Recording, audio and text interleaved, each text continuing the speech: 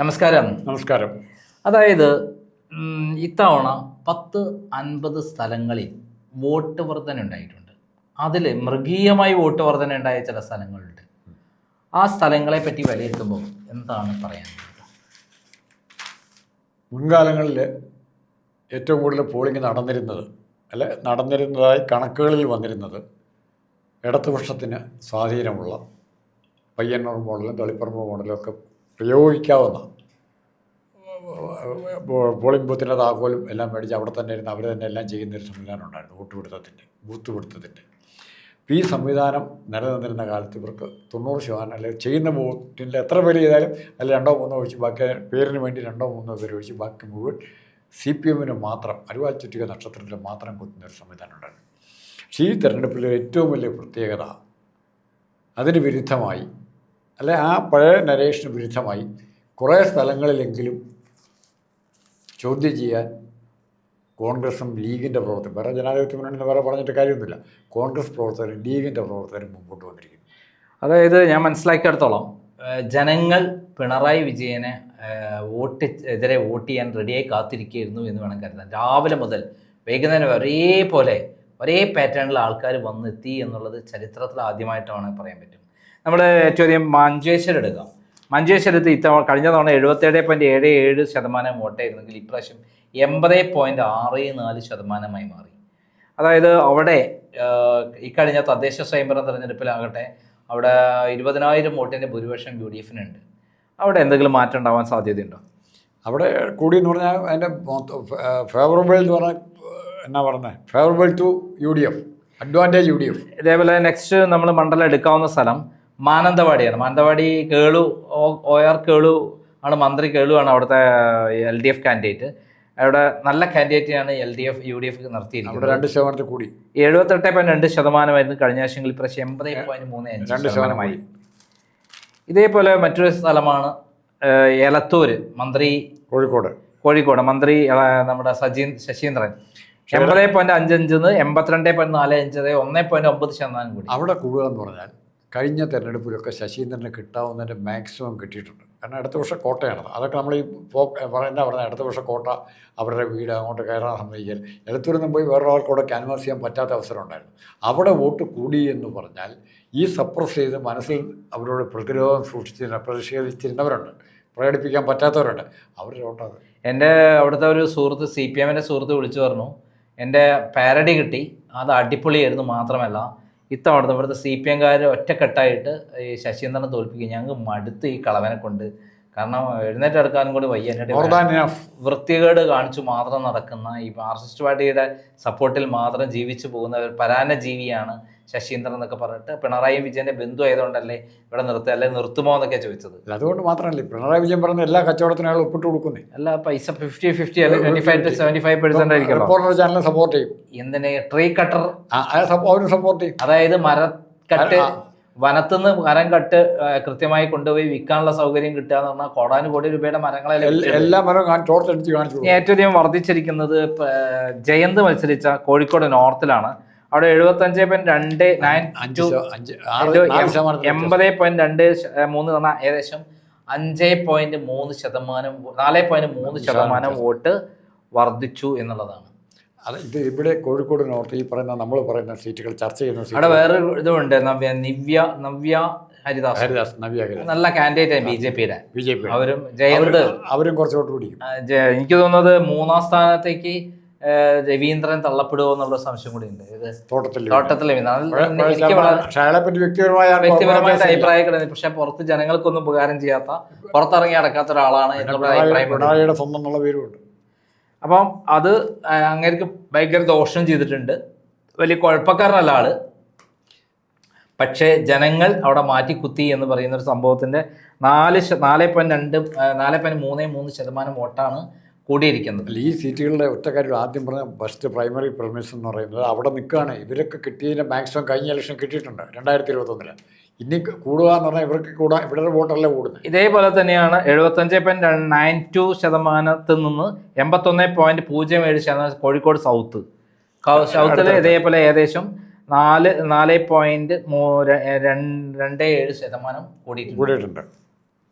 അല്ലേ കോഴിക്കോട് നോർത്തും സൗത്തും ഒക്കെ എന്നോട് വ്യക്തിപരമായിട്ട് അഭിപ്രായം ഇത്രയധികം വോട്ടിംഗ് വന്നിട്ടുള്ള കാലഘട്ടം ഉണ്ടായിട്ടില്ല. അപ്പോൾ ഈ വോട്ടിംഗ് എന്ന് പറയുന്നത് ഈ SIR കഴിഞ്ഞിട്ടാണെങ്കിലും അല്ലെങ്കിലും ഇല്ലെങ്കിലും ചെയ്യുന്ന വോട്ടർമാരാണല്ലോ. ഇതേപോലെ തന്നെയാണ് ഇവരുടെ SIR കാരണം എന്ന് പറഞ്ഞതിൻ്റെ തെറ്റ് മനസ്സിലാകണമെങ്കിൽ ഇന്നലെ രാവിലെ 7 മണിക്ക് പോളിംഗ് ബൂത്ത് ആദ്യത്തെ വോട്ട് പോൾ ചെയ്യുമ്പോൾ തൊട്ട് വൈകുന്നേരം 7 മണി വരെ, വൈകുന്നേരം 6 മണി ടൈം 6 മണി ടൈം, അത് കഴിഞ്ഞിട്ട് എത്രയോ ബൂത്തുകൾ ഈ ആൾ മുഴുവൻ അവിടെ നിൽക്കുകയാണ്. സ്ലിപ്പ് മേടിച്ചു കഴിഞ്ഞാൽ 1% ബാധകമല്ലത്. ഈ വോട്ടേഴ്സ് ഫിസിക്കലായിട്ട് അവിടെ പ്രസൻറ്റാ, കണക്കല്ല. ഇതേപോലെ 79.34% കഴിഞ്ഞ വർഷം ബേപ്പൂരിൽ 83.74%. നാളെ ബേപ്പൂര് അത് പഠിക്കേണ്ട വിഷയമാണ്. അതായത് 4% വോട്ട് കിട്ടാവുന്നതിൽ ഏറ്റവും കൂടുതൽ ഭൂരിപക്ഷം കിട്ടിയ സ്ഥലത്താണ് മരുമാനെ കൊണ്ട് പ്രതീക്ഷിച്ചേ. അവിടെ വീണ്ടും വോട്ട് കൂടുകയെന്നാണ് അർത്ഥം തന്നെ. അവിടെ ഒരു ശക്തമായ മത്സരം നടന്നിരിക്കുന്നു. കഴിഞ്ഞ തെരഞ്ഞെടുപ്പിൽ വോട്ട് ചെയ്യാൻ പോകാതിരിക്കുന്നവർ പലരും ഇത്തവണ രംഗത്ത് വന്നിരിക്കുന്നു. ഇതേപോലെ തന്നെയാണ് പെരിന്തൽമണ്ണ കഴിഞ്ഞ വർഷം 35 വോട്ടിനായിട്ട് ജയിച്ച നജീബ് കാന്തപുരം 33 വോട്ട് 75.4% 80.2% വർദ്ധിച്ചു. ഏകദേശം 4.3% വർദ്ധിച്ചിട്ടുണ്ട്.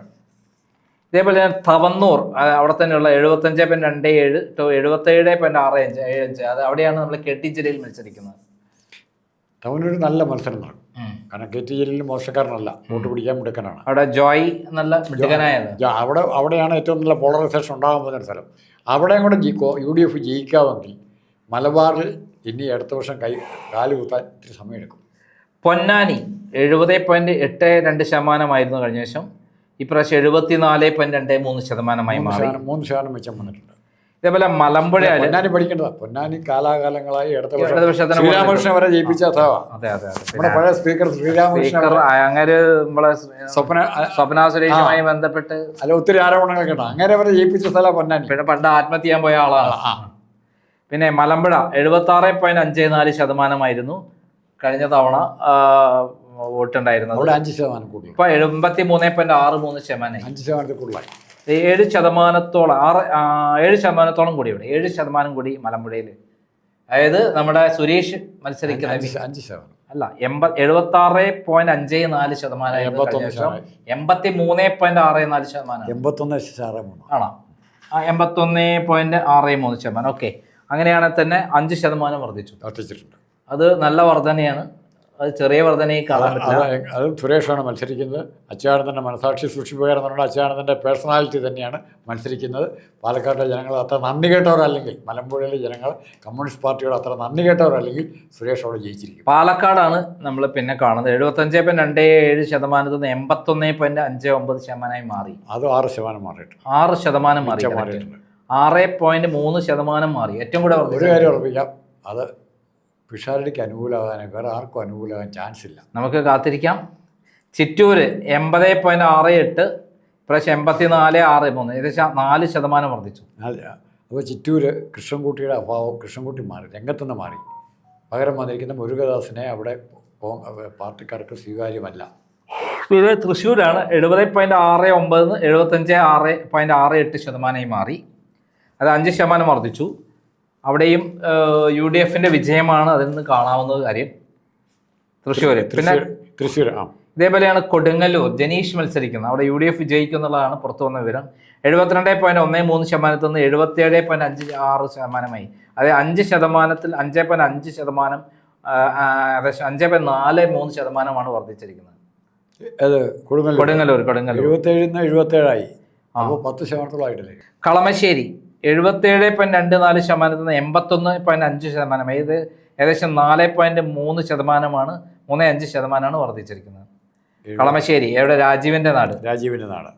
അവിടെയും ഏറ്റവും കൂടെ വർദ്ധിച്ചിരിക്കുന്ന സ്ഥലത്തേക്ക് നമ്മൾ പോണത് കൊച്ചി 70.75% 80.33%. അതായത് 9.6% വർദ്ധിച്ചിരിക്കുന്നു.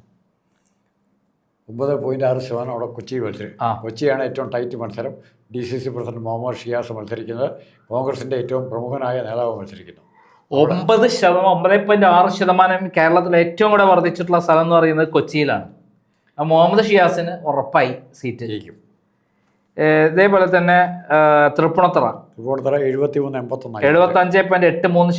81.36% എന്ന് പറഞ്ഞാൽ 5.5% വർധനമാണ്. ഈ വോട്ടിങ്ങിന്റെ പെർസെന്റേജ് ഒക്കെ ഇനി മാറും, ഭയങ്കരമായിട്ട് മാറും. അല്ല, കഴിഞ്ഞ വർഷത്തേക്കാൾ 5%. അല്ല, നമ്മുടെ കണക്ക് പോലും അപൂർണമാണ്. കാരണം ഈ ഫൈനൽ വന്നിട്ടില്ല, ഒത്തിരി വോട്ട് വരാനുണ്ട്, പോസ്റ്റൽ വോട്ടൊക്കെ കൂട്ടാനുണ്ട്.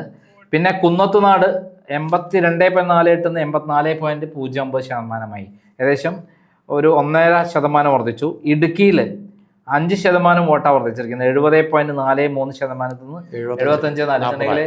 ഇടുക്കി ആരാണ്? എം എം മണിയുടെ ജില്ലയാണ്. അല്ല, നമ്മുടെ റോഷി അഗസ്റ്റിൻ മത്സരിക്കുന്ന സ്ഥലമാണ്. അതെ. പിന്നെ വൈക്കത്ത് 77.42% 79.3%. വൈക്കം സൂക്ഷിക്കണം. വൈക്കത്താണ് CPIയിൽ നിന്ന് ഏറ്റവും കൂടുതൽ ആൾക്കാരെ, പ്രധാനപ്പെട്ട നേതാക്കന്മാരെ, MLA മകൻ ഉൾപ്പെടെ ബി ജെ പി പോയത്. അവിടെ ഒരു അട്ടിമറി UDFന് അനുകൂലമായി കിട്ടാൻ അവസാനത്തിൽ വൈക്കത്ത്. അമ്പലപ്പുഴ ആണ് പിന്നെ ഉള്ളത്, 76.48% 80.75%, ഏകദേശം 4% കൂടുതൽ. അത് ജി സുധാകരന് അനുകൂലമായ കഴിഞ്ഞ ശേഷം വോട്ട് ചെയ്യാത്ത ആൾക്കാരൊക്കെ ഇപ്പോൾ വോട്ട് ചെയ്യുന്നുണ്ടാവും. ആറന്മുളയാണ് പിന്നെ ഏറ്റവും പ്രധാനം, 67.99% കഴിഞ്ഞ ശേഷം. നമ്മുടെ തമ്പുരാട്ടി മത്സരിക്കുന്നത്, തമ്പുരാട്ടി നമ്മളെ വീണ തമ്പുരാട്ടി മത്സരിക്കുന്നത് 71.5% മാറി.